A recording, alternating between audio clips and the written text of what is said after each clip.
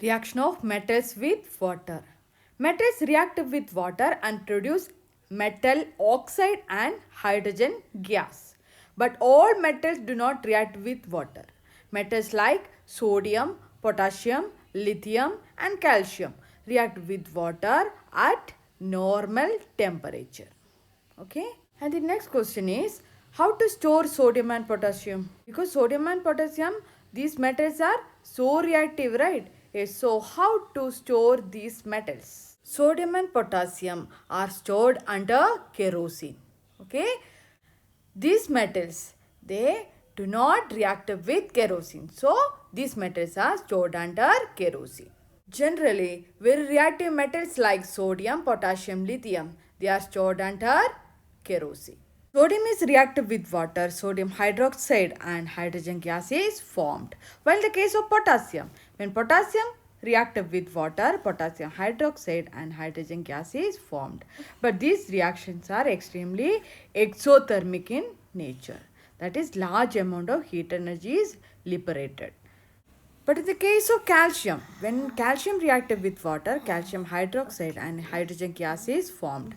But the heat liberated in this process is very less compared to that of sodium and potassium. Sodium and potassium vigorously react with water and air and catch fire very easily. Hence, they are stored under kerosene.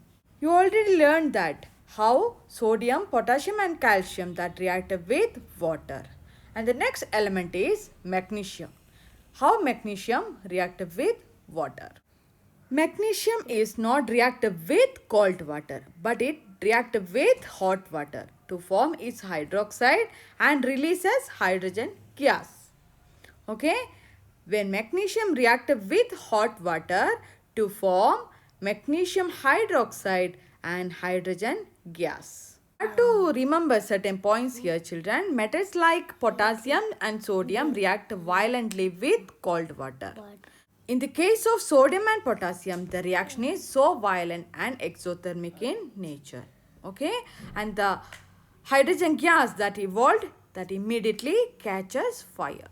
But in the case of calcium and magnesium, they start to float because the bubbles of hydrogen gas formed stick to the surface of metal. So it comes and float on the surface. Metals like aluminium, iron and zinc, they do not react either with cold or hot water, but they react with steam to produce metal oxide and hydrogen gas. Okay.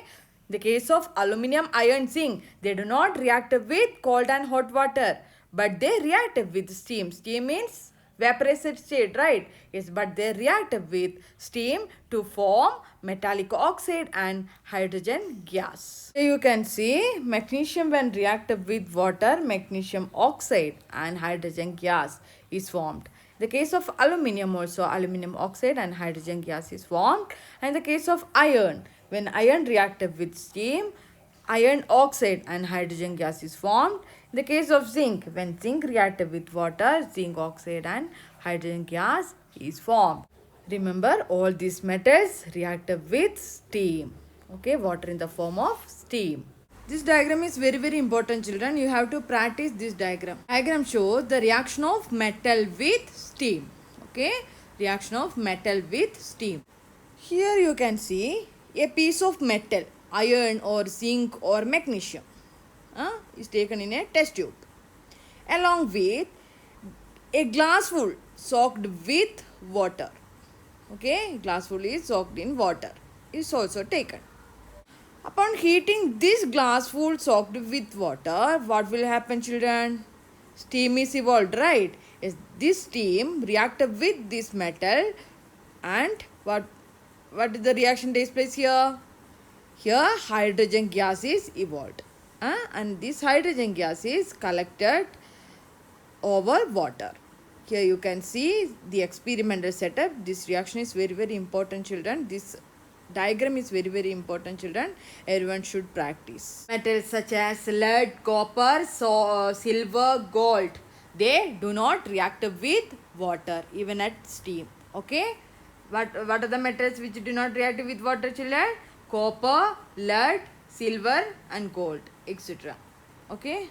those elements that present below the series. They are do not react with water.